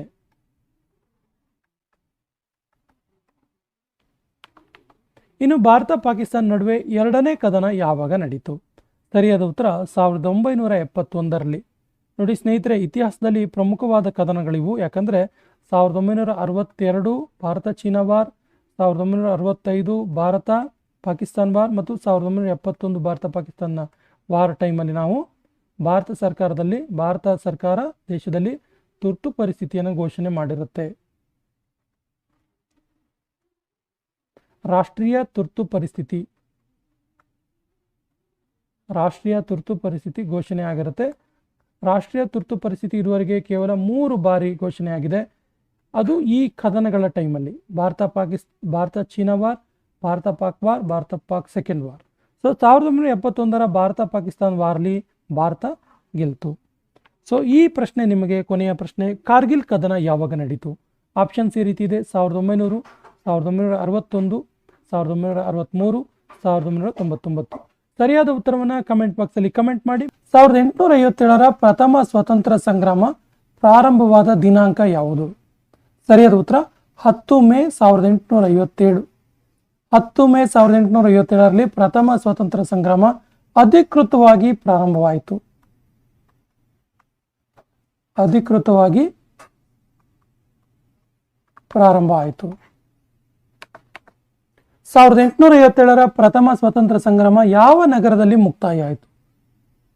ಸರಿಯಾದ ಉತ್ತರ ಆಪ್ಷನ್ ಬಿ, ಗ್ವಾಲಿಯರ್ನಲ್ಲಿ ಮುಕ್ತಾಯ ಆಯಿತು. ಇದು ಪ್ರಾರಂಭ ಆಗಿದ್ದು ಮೀರತ್ನಲ್ಲಿ ಶುರುವಾಯಿತು, ಮುಕ್ತಾಯವಾಗಿದ್ದು ಗ್ವಾಲಿಯರ್ನಲ್ಲಿ. 1857ರ ಪ್ರಥಮ ಸ್ವಾತಂತ್ರ್ಯ ಸಂಗ್ರಾಮ ಪ್ರಾರಂಭಿಸಿದವರು ಯಾರು? ಸರಿಯಾದ ಉತ್ತರ ಆಪ್ಷನ್ ಬಿ, ಸಿಪಾಯಿಗಳು. ಹಾಗಾಗಿ ಇದನ್ನ ಸಿಪಾಯಿ ದಂಗೆ ಅಂತ ಕೂಡ ಕರೀತಾರೆ. ಕರೆಯಲಾಗುತ್ತೆ. ಈ ಕೆಳಗಿನ ಯಾರು ಎಲ್ಲ ಆಡಳಿತಗಾರರಿಗೆ ಕ್ರಾಂತಿಗೆ ಸೇರಲು ಪತ್ರವನ್ನು ಬರೀತಾರೆ? ಪತ್ರವನ್ನು ಬರೆಯೋದ್ರ ಮೂಲಕ ಎಲ್ಲ ಆಡಳಿತಗಾರರಿಗೆ, ಎಲ್ಲ ರಾಜರಿಗೆ, ಎಲ್ಲ ಭೂಮಾಲೀಕರಿಗೆ ಪತ್ರವನ್ನು ಬರೆಯೋದ್ರ ಮೂಲಕ ಈ ಕ್ರಾಂತಿಗೆ ಸೇರಲು ಒತ್ತಾಯಿಸಿದವರು ಯಾರು? ಸರಿಯಾದ ಉತ್ತರ ಆಪ್ಷನ್ ಎ, ಬಹದ್ದೂರ್ ಶಾ ಜಾಫರ್. ಆಗ ದೆಹಲಿಯ ದೊರೆಯಾಗಿರ್ತಾರೆ ಬಹದ್ದೂರ್ ಶಾ ಜಾಫರ್. ಇವರು ಪತ್ರ ಬರೆಯೋದ್ರ ಮೂಲಕ ಎಲ್ಲರಿಗೂ ಕ್ರಾಂತಿಗೆ ಸೇರಲು ಹೇಳ್ತಾರೆ. 1857ರಲ್ಲಿ ಸಿಪಾಯಿಗಳು ಯಾವ ಕಂಪನಿಯ ಕಾಡತುಸುಗಳನ್ನು ವಿರೋಧಿಸಿದ್ದರು? ಸರಿಯಾದ ಉತ್ತರ ಆಪ್ಷನ್ ಬಿ, ಎನ್ಫೀಲ್ಡ್ ರೈಫಲ್ ಅನ್ನು ವಿರೋಧ ಮಾಡಿದರು. ಯಾಕಂದರೆ ಈ ಎನ್ಫೀಲ್ಡ್ ರೈಫಲ್ಗೆ ಹಂದಿ ಮತ್ತು ದನದ ಕೊಬ್ಬನ್ನು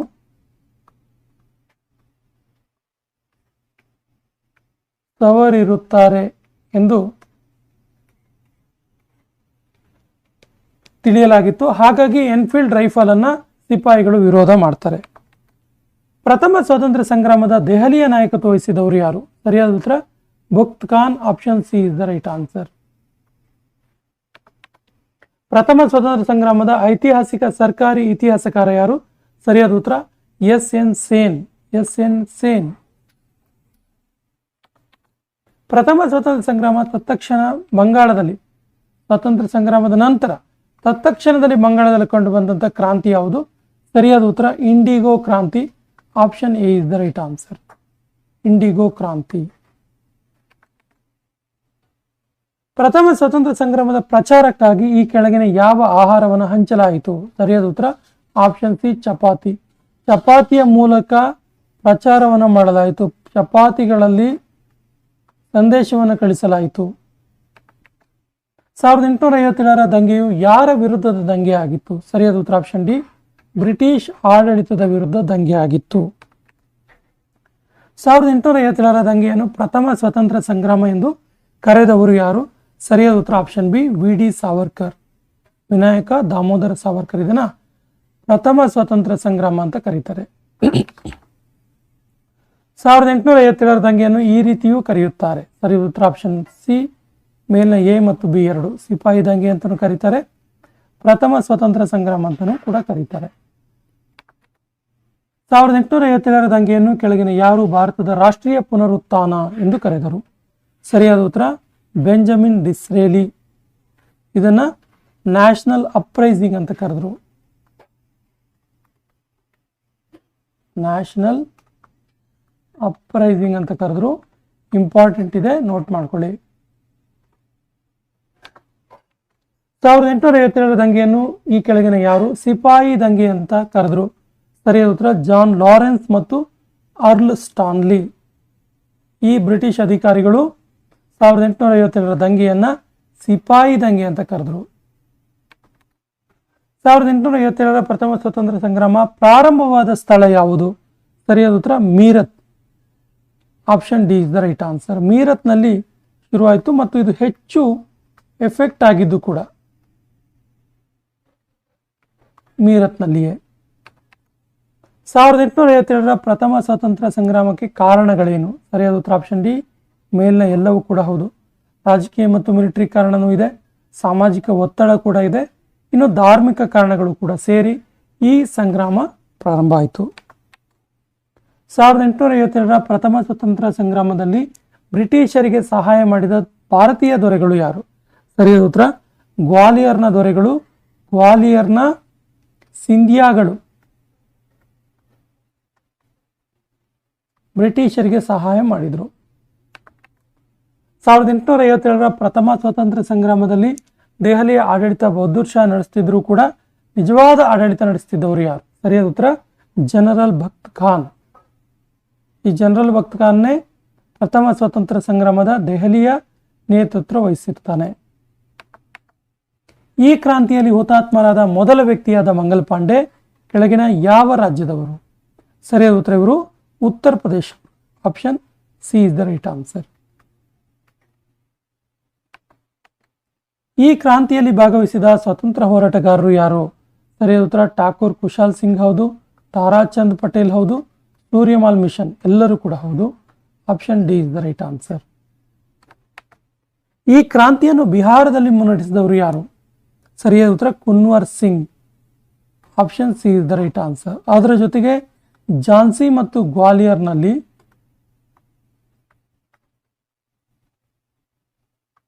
ಮುನ್ನಡೆಸಿದವರು ಯಾರು ಕೇಳಿದ್ರೆ ರಾಣಿ ಲಕ್ಷ್ಮೀಬಾಯಿ. ಇಂಪಾರ್ಟೆಂಟ್ ಇದೆ, ನೋಟ್ ಮಾಡ್ಕೊಳ್ಳಿ. ಹಾಗೇನೆ ಕಾನ್ಪುರದಲ್ಲಿ ಮುನ್ನಡೆಸಿದವರು ಯಾರು?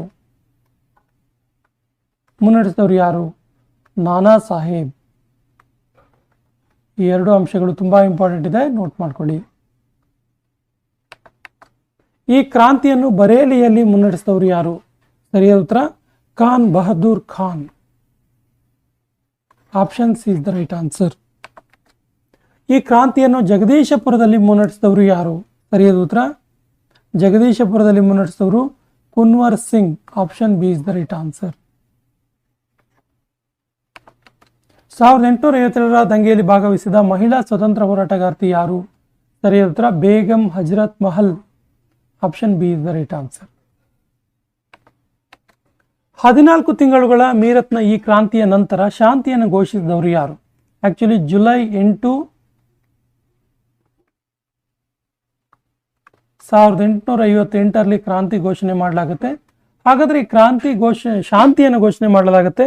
ಈ ಶಾಂತಿ ಘೋಷಿಸಿದವರು ಯಾರು? ಆಪ್ಷನ್ಸ್ ಈ ರೀತಿ ಇದೆ: lord Dalhousie, lord Wellesley, lord Minto, lord canning. ಸರಿಯಾದ ಉತ್ತರವನ್ನು ಕಮೆಂಟ್ ಬಾಕ್ಸ್ ಅಲ್ಲಿ ಕಮೆಂಟ್ ಮಾಡಿ. ಮತ್ತು ಮೊಘಲ್ ಸಾಮ್ರಾಜ್ಯದ ಸ್ಥಾಪಕರು ಯಾರು? ಸರಿಯಾದ ಉತ್ತರ ಆಪ್ಷನ್ ಎ ಬಾಬರ್.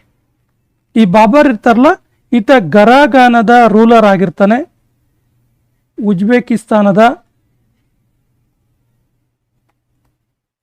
ಉಜ್ಬೇಕಿಸ್ತಾನದಲ್ಲಿನ ಗರಾಗಾನ ಇದರ ರೂಲರ್ ಆಗಿರ್ತಾನೆ. ಈತ ಭಾರತದಲ್ಲಿ ಮೊಘಲ್ ಸಾಮ್ರಾಜ್ಯವನ್ನು ಸ್ಥಾಪನೆ ಮಾಡ್ತಾನೆ. Option A is the right answer. ಮೊದಲ ಪಾಣಿಪತ್ ಕದನ ಯಾವ ವರ್ಷದಲ್ಲಿ ನಡೆಯಿತು? ಸರಿಯಾದ ಉತ್ತರ 1526. 1526ರಲ್ಲಿ ಮೊದಲ ಪಾಣಿಪತ್ ಕದನ ನಡೆಯುತ್ತೆ. ಈ ಮೊದಲ ಪಾಣಿಪತ್ ಕದನ ಬಾಬರ್ ಮತ್ತು ಇಬ್ರಾಹಿಂ ಲೋಧಿ ನಡುವೆ ನಡೆಯುವಂಥ ಕದನ ಇದು. ಬಾಬರ್ ಮತ್ತು ಲೋಧಿ ನಡುವೆ ಮೊದಲ ಪಾಣಿಪತ್ ಕದನ ನಡೆಯುತ್ತೆ. ಇದರಲ್ಲಿ ಬಾಬರ್ ಜಯಶಾಲಿ ಆಗ್ತಾನೆ.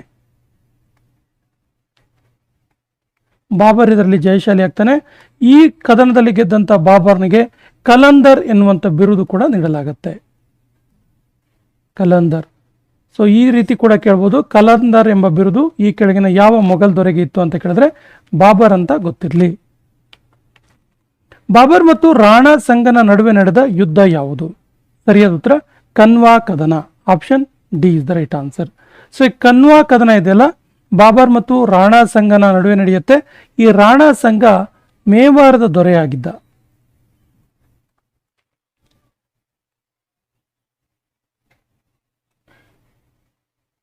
ಸೊ ಈ ಒಂದು ಕದನದಲ್ಲಿ ಗೆದ್ದಂತ ಬಾಬರ್ನಿಗೆ ಮತ್ತೊಂದು ಬಿರುದನ್ನು ನೀಡಲಾಗುತ್ತೆ. ಆ ಬಿರುದು ಗಾಜಿ ಎಂಬ ಬಿರುದನ್ನು ನೀಡಿ ಬಾಬರ್ನ ಗೌರವಿಸಲಾಗುತ್ತೆ. ಸ್ನೇಹಿತರೆ, ಇತಿಹಾಸದಲ್ಲಿರುವಂಥ ಇನ್ನಿತರ ಪ್ರಮುಖ ಕದನಗಳು ಯಾವುದು ಕೇಳಿದ್ರೆ ಇಲ್ಲಿ ಚಂದೇರಿ ಮತ್ತು ಗಾಗರ್ ಕದನವನ್ನು ನಾವು ನೆನಪು ಮಾಡ್ಕೊಳ್ಬೇಕಾಗತ್ತೆ. ಸೊ ಚಂದೇರಿ ಕದನ 1528ರಲ್ಲಿ ಆದರೆ ಘಾಗ್ರಾ ಕದನ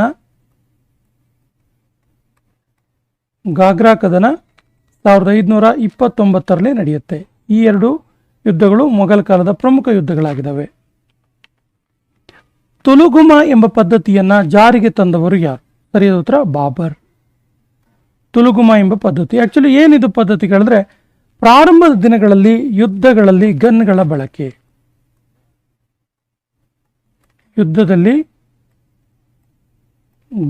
ಬಳಕೆ, ಮಾಡಿದಂಥ ಒಂದು ಪದ್ಧತಿ ಇದು ತುಲುಗುಮ ಪದ್ಧತಿ. ಈ ಬಾಬರ್ ಇದನ್ನೆಲ್ಲ ಈತನ ಗೋರಿ ಕಾಬೂಲ್ನಲ್ಲಿದೆ.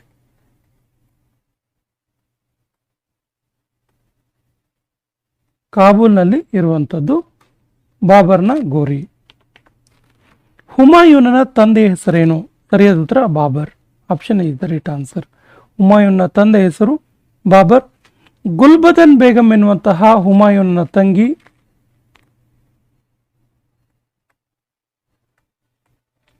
ಹುಮಾಯೂನನ ತಂಗಿಯಾದಂತಹ ಗುಲ್ಬದನ್ ಬೇಗಂ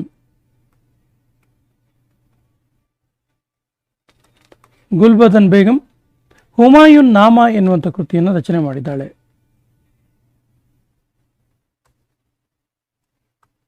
ಹುಮಾಯೂನ್ ನಾಮ ಎಂಬ ಕೃತಿಯನ್ನು ರಚನೆ ಮಾಡಿದ್ದಾಳೆ ಯಾರು? ಗುಲ್ಬದನ್ ಬೇಗಂ. ತುಂಬ ಇಂಪಾರ್ಟೆಂಟ್ ಅಂಶ, ನೆನ್ಪಿಟ್ಕೊಳ್ಳಿ. ಇದರಲ್ಲಿ ಹುಮಾಯೂನ್ನ ಬಗ್ಗೆ ಸಂಪೂರ್ಣವಾದ ಮಾಹಿತಿ ಸಿಗುತ್ತೆ. ಈ ಕೆಳಗಿನ ಯಾವ ದೊರೆಯನ್ನು ಕೃಷ್ಣದೇವರಾಯ ಹಿಂದೂಸ್ತಾನದ ಮಹಾನ್ ದೊರೆ ಅಂತೇಳಿ ಕರೀತಾನೆ? ಸರಿಯಾದ ಉತ್ತರ Babur. Option is the right answer, Babar. ಇನ್ನು ಕೃಷ್ಣದೇವರಾಯರ ಬಗ್ಗೆ ಹೇಳೋದಾದ್ರೆ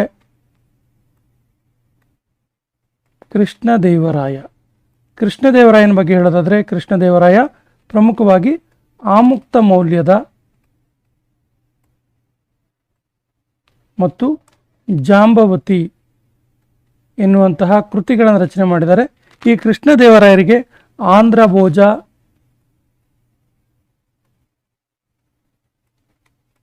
ಮತ್ತು ಆಂಧ್ರ ಪಿತಾಮಹ ಎನ್ನುವಂಥ ಬಿರುದಿತ್ತು.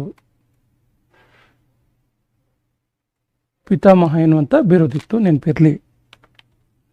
ಈ ಕೆಳಗಿನ ಯಾರು ಬಾಬರ್ನ ಉತ್ತರಾಧಿಕಾರಿಯಾದರು? ಸರಿಯಾದ ಉತ್ತರ ಹುಮಾಯೂನ್. ಬಾಬರ್ನ ಉತ್ತರಾಧಿಕಾರಿಯಾದ ಹುಮಾಯೂನ್ ಭಾರತವನ್ನು 1530ರಿಂದ 1555ರವರೆಗೆ ಆಳ್ವಿಕೆ ಮಾಡ್ತಾನೆ. ಹುಮಾಯೂನನ ಮಕಬರ ಈ ಕೆಳಗಿನ ಯಾವ ಸ್ಥಳದಲ್ಲಿದೆ? ಸರಿಯಾದ ಉತ್ತರ. ಇದು ದೆಹಲಿಯಲ್ಲಿರುವಂಥದ್ದು ಹುಮಾಯೂನ್ನ ಮಕ್ಬರ. ಇದರ ಕಲೆ ಅಥವಾ ಇದನ್ನ ಆರ್ಟ್ ಮಾಡಿದ ಯಾರು ಕೇಳಿದ್ರೆ ಮಿರಾಕ್ ಮಿರ್ಜಾ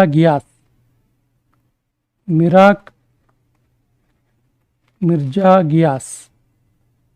ಈ ಹುಮಾಯೂನ್ ಟೋಂಬ್ ಇದೆಯಲ್ಲ, ಹುಮಾಯೂನ್ನ ಗೋರಿ, ಹುಮಾಯೂನ್ನ ಮಕ್ಬರ ಇದೆಯಲ್ಲ, so ಹುಮಾಯೂನನ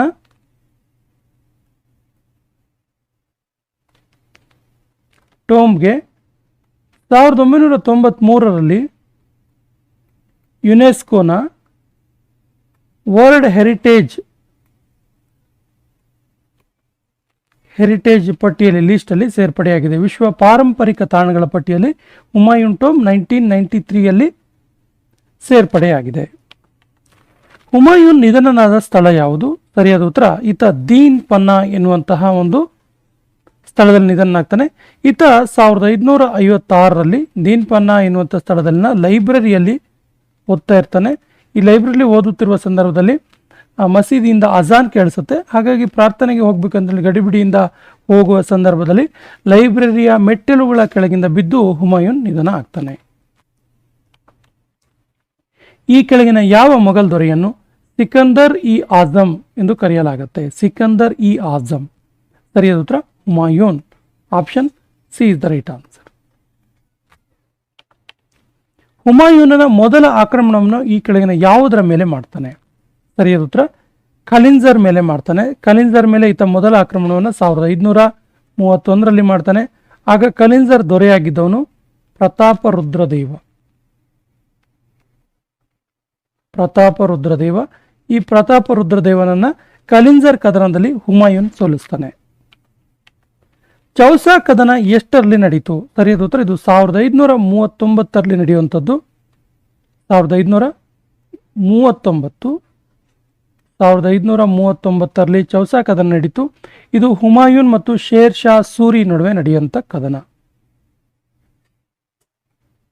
Humayun versus share Shah Suri, ಇವರಿಬ್ಬರ ನಡುವೆ ನಡೆದಂಥ ಕದನ. ಈ ಶೇರ್ ಶಾ ಸೂರಿ ಇರ್ತಾನಲ್ಲ, ಈ ಶೇರ್ ಶಾ ಸೂರಿ ಆಫ್ಘನ್ ದೊರೆಯಾಗಿದ್ದ.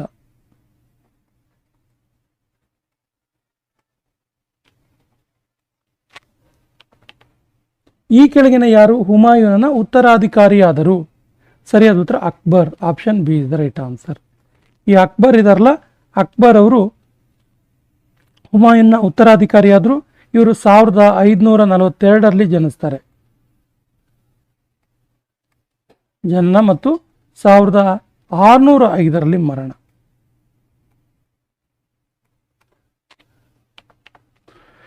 ಅಕ್ಬರ್ನ ಅಧಿಕಾರಾವಧಿಯ ಕಾಲ ಎಷ್ಟು?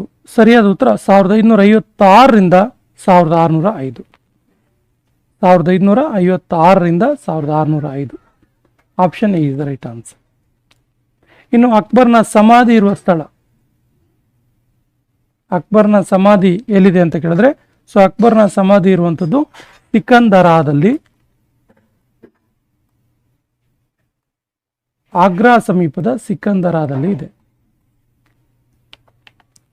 ಎರಡನೇ ಪಾಣಿಪತ್ ಕದನ ನಡೆದ ವರ್ಷ ಯಾವುದು?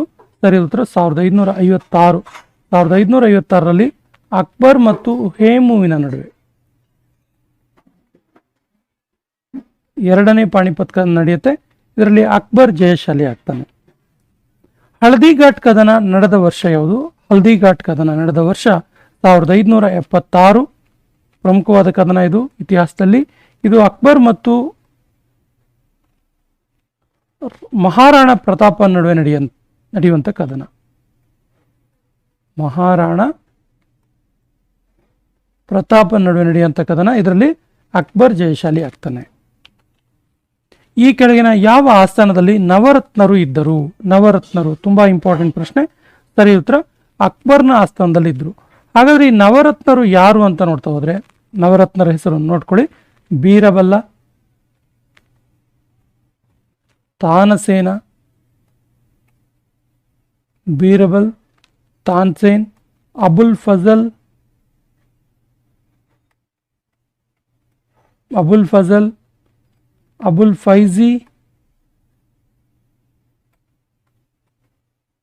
ಫೈಜಿ, ಮಾನ್ ಸಿಂಗ್, ಅಜಿಯೋದಿನ್ ಅಜಿಯೋದಿನ್ ಮುಲ್ಲಾದೋ ಫಿಯಾದೋ ಮುಲ್ಲಾದೋ ಫಿಯಾದೋ. ಇನ್ನು ತೋದರಮಲ್ಲ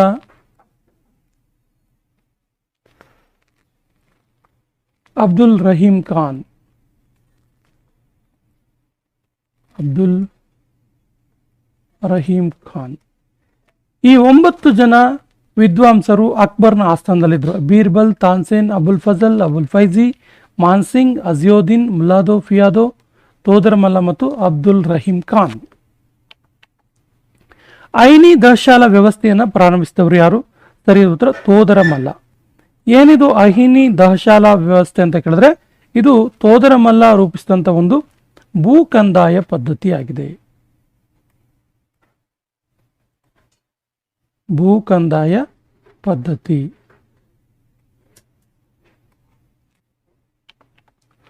ಬುಲಂದ್ ದರ್ವಾಜವನ್ನು ನಿರ್ಮಿಸಿದವರು ಯಾರು? ಸರಿಯಾದ ಉತ್ತರ ಬುಲಂದ್ ದರ್ವಾಜ ನಿರ್ಮಾಣ ಮಾಡಿದ್ದು ಅಕ್ಬರ್. ಸೊ ಬುಲಂದ್ ದರ್ವಾಜವನ್ನ ಡೋರ್ ಆಫ್ ವಿಕ್ಟರಿ ಅಂತ ಕರೀತಾರೆ. Door of victory. ಈ ಕೆಳಗಿನ ಯಾವುದನ್ನ ಡೋರ್ ಆಫ್ ವಿಕ್ಟರಿ ಅಂತ ಕರೀತಾರೆ ಅಂತ ಕೇಳಿದ್ರೆ ಬುಲಂದ್ ದರ್ವಾಜ ಗೊತ್ತಿರಲಿ. ಸೊ ಬುಲಂದ್ ದರ್ವಾಜದ ನಿರ್ಮಾಣ ಎಷ್ಟರಲ್ಲಿ ಆಯಿತು ಕೇಳಿದ್ರೆ ಇದರ ನಿರ್ಮಾಣ ಆಗಿದ್ದು 1575ರಲ್ಲಿ.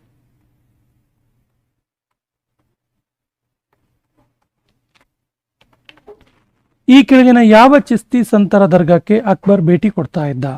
ಸರಿಯಾದ ಉತ್ತರ ಶೇಖ್ ಸಲೀಂ ಚಿಸ್ತಿ.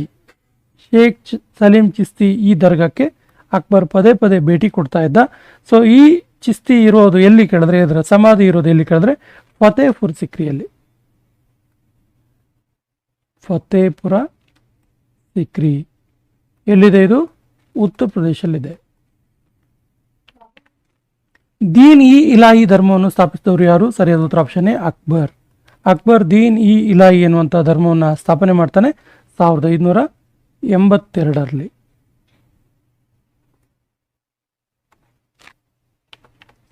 ಇಬಾದತ್ ಖಾನವನ್ನು ಪ್ರಾರಂಭ ಮಾಡಿದವರು ಯಾರು? ಸರಿಯಾದ ಉತ್ತರ ಇಬಾದತ್ ಖಾನ ಪ್ರಾರಂಭ ಮಾಡಿದ್ದು ಅಕ್ಬರ್. ಅಕ್ಬರ್ 1575ರಲ್ಲಿ ಇಬಾದತ್ ಖಾನವನ್ನು ಪ್ರಾರಂಭ ಮಾಡ್ತಾನೆ. ಇದು ಫತೇಪುರ್ ಸಿಕ್ರಿಯಲ್ಲಿದೆ. ಫತೇಪುರ ಸಿಕ್ರಿಯಲ್ಲಿದೆ. ಇದು ಕೂಡ ದೀನ್ ಇ ಇಲಾಹಿಯ ಒಂದು ಭಾಗವಂತಾನೆ ಹೇಳ್ಬೋದು. ಯಾಕಂದ್ರೆ ಈ ಇಬಾದತ್ ಖಾನ ಇದೆಯಲ್ಲ, ಇಬಾದತ್ ಖಾನದೊಳಗಡೆ ಎಲ್ಲಾ ಧರ್ಮದವರಿಗೂ ಪ್ರವೇಶ ನೀಡಲಾಗಿತ್ತು.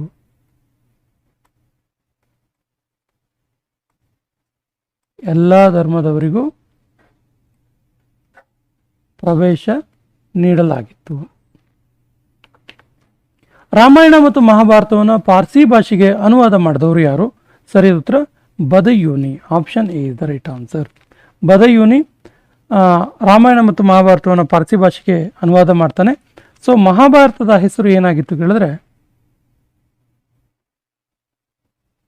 ಮಹಾಭಾರತವನ್ನ ರಜಂನಾಮ ಅಂತೇಳಿ ಟ್ರಾನ್ಸ್ಲೇಟ್ ಮಾಡಲಾಗುತ್ತೆ. ರಜಂನಾಮ ಅಂತೇಳಿ ಟ್ರಾನ್ಸ್ಲೇಟ್ ಮಾಡಲಾಗುತ್ತೆ. ಇನ್ನು ಅಕ್ಬರ್ ನಾಮ ಬರೆದಿದ್ದು ಅಬುಲ್ ಫಜಲ್. ಇದು ಗೊತ್ತಿರಲಿ. ಈ ಕೆಳಗಿನ ಯಾವ ಮೊಘಲ್ ದೊರೆಯ ಬಾಲ್ಯದ ಹೆಸರು ಸಲೀಂ ಆಗಿತ್ತು? ಸರಿಯಾದ ಉತ್ತರ ಜಹಂಗೀರ್. ಜಹಂಗೀರ್ನ ಹೆಸರು ಸಲೀಂ ಆಗಿತ್ತು. ಸೊ ಈ ಹೆಸರನ್ನ ಯಾಕೆ ಇಡ್ತಾರೆ ಕೇಳಿದ್ರೆ ಶೇಖ್ ಸಲೀಂ ಚಿಸ್ತಿ ಇವರಿಗೆ ಗೌರವವನ್ನು ಸೂಚಿಸಿ, ಶೇಖ್ ಸಲೀಂ ಚಿಸ್ತಿಗೆ ಗೌರವ ಸೂಚಿಸಿ ಅಕ್ಬರ್ ತನ್ನ ಮಗನಿಗೆ ಸಲೀಂ ಅಂತ ಹೆಸರನ್ನ ಇಟ್ಟಿರ್ತಾನೆ. ಈ ಕೆಳಗಿನ ಯಾವ ಸಿಖ್ ಗುರುವನ್ನು ಜಹಾಂಗೀರ್ ಮರಣ ದಂಡನೆಗೆ ಶಿಕ್ಷೆ ವಿಧಿಸ್ತಾನೆ? ಸರಿಯಾದ ಉತ್ತರ ಗುರು ಅರ್ಜುನ ದೇವ. ಗುರು ಅರ್ಜುನ ದೇವ. Option B is the right answer. ಈತ 5ನೇ ಸಿಖ್ ಗುರು ಆಗಿರ್ತಾನೆ. 5ನೇ ಸಿಖ್ ಗುರು ಆಗಿದ್ದ. ಈತನಿಗೆ ಜಹಾಂಗೀರ್ ಮರಣದಂಡನೆ ವಿಧಿಸ್ತಾನೆ. ಯಾವಾಗ ಕೇಳಿದ್ರೆ 1606ರಲ್ಲಿ.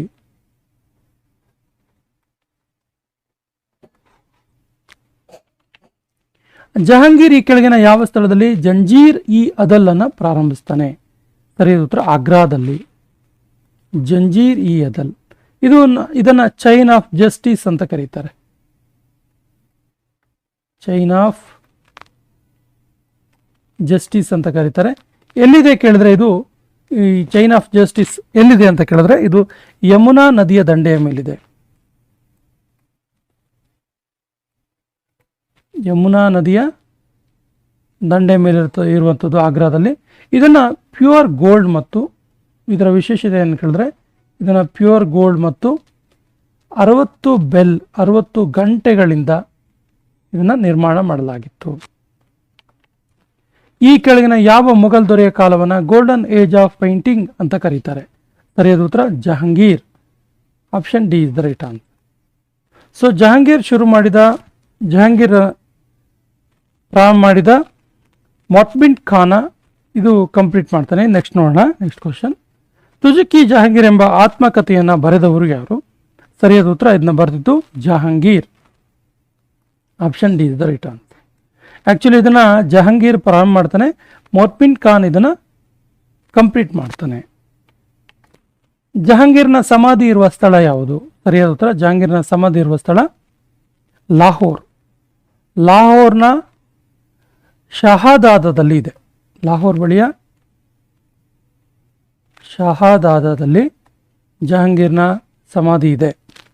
ಇದನ್ನು ಕಟ್ಟಿಸಿದ್ದು ನೂರ್ ಜಹಾನ್.